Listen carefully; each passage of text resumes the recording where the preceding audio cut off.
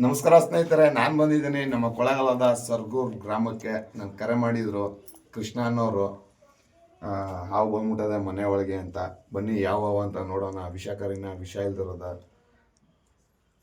ಹಂಗೆ ನಮ್ಮ ವಿಡಿಯೋ ನೋಡ್ತಾ ಇರಿ. ಆದಷ್ಟು ಹಾವುಗಳನ್ನ ರಕ್ಷಣೆ ಮಾಡುವಂಥ ಕೆಲಸಗಳನ್ನ ಮಾಡೋಣ.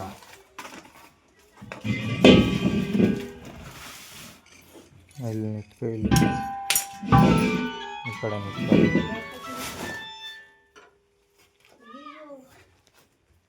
ಇದು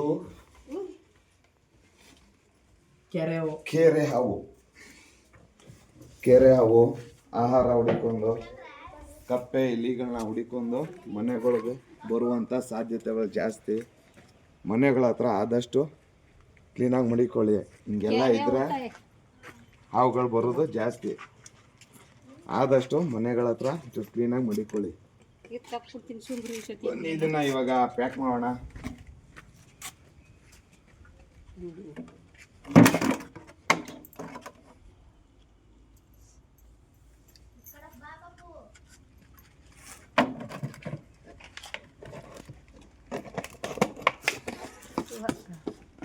ಏನೋ ನುಂಗದ ಕಪ್ಪೆನೋ ಏನೋ, ಹಂಗೆ ನಮ್ಮ ವಿಡಿಯೋ ನೋಡ್ತಾ ಇರಿ.